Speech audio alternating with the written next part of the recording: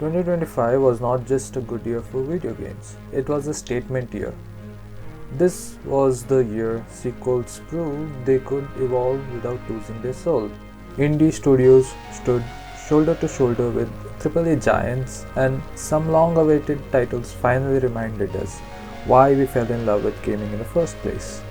So today I'm counting down the top 10 video games of 2025, not based on hype alone, not based on sales charts, but on impact, design, innovation, and how unforgettable they actually were to play.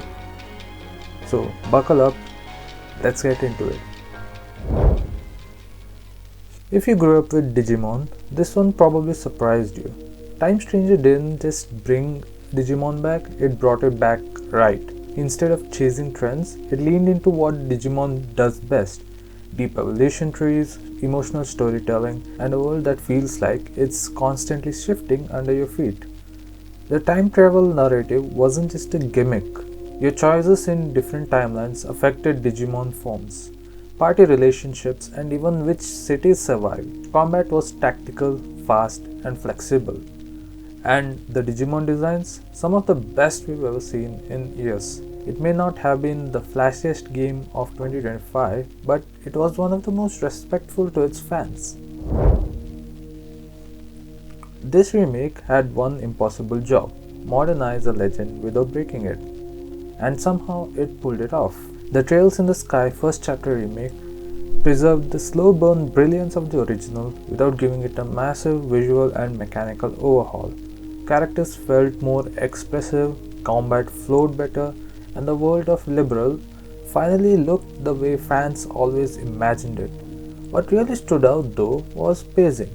In an era of instant gratification, this game confidently said, "Sit with these characters, let the story breathe." And that patience paid off.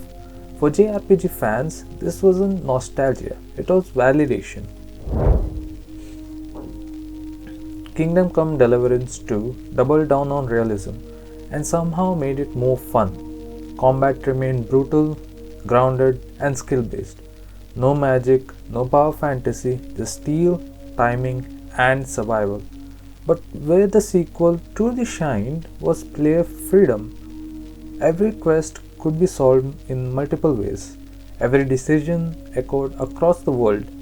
NPCs remembered you, not as a hero, but as a person. The game didn't hold your hand, it trusted you to learn, to fail, and to adapt. It's not for everyone, but for the players who want immersion at its deepest. This was one of the boldest RPGs of the year. Dispatch came out of nowhere and instantly became one of 2025's best games. On paper, it's simple. You're managing a superhero emergency dispatch center. But in practice, it's a masterclass in narrative design. Every call forced you to make impossible decisions. Send help here and someone else might die. Delay a response and public trust drops. The writing was sharp, darkly funny, and surprisingly emotional.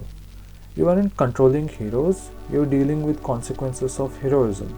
No flashy combat, no explosions every 5 seconds, just tension, ethics, and storytelling done right.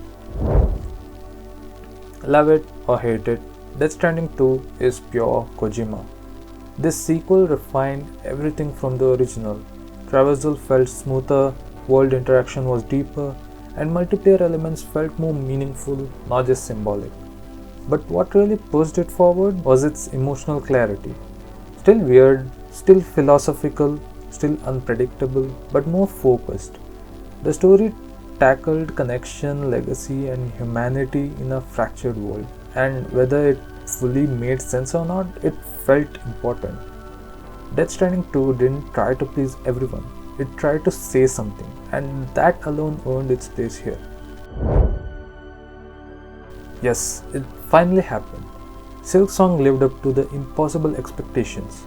Hornet's faster, more aggressive playstyle completely changed how the game felt, without losing the precision that made Hollow Knight legendary.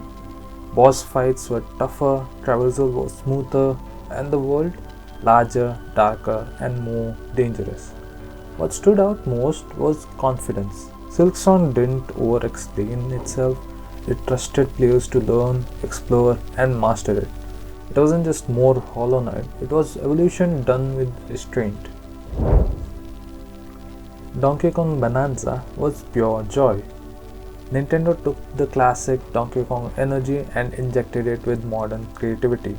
Dynamic environments, destructible terrain, and ridiculously fun co-op mechanics.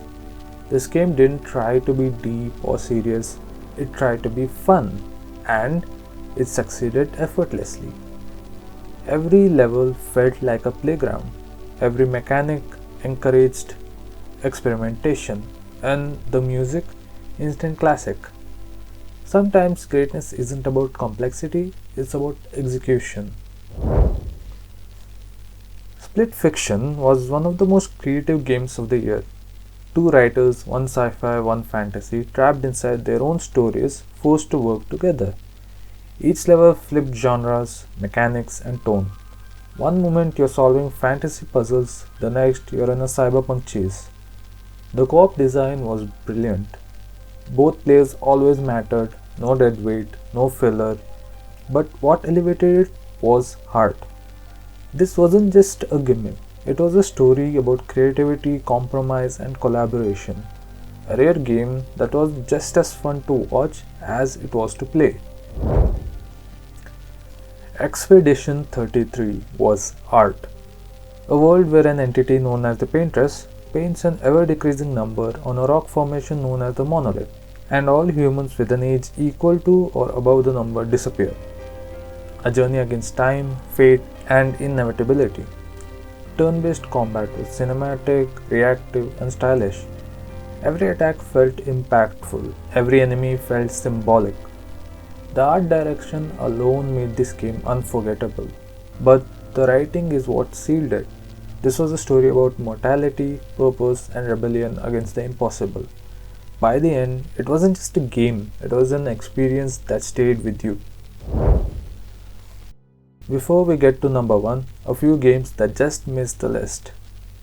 Sword of the Sea. It was meditative, beautiful, and emotionally calming. Sonic Racing Cross Worlds.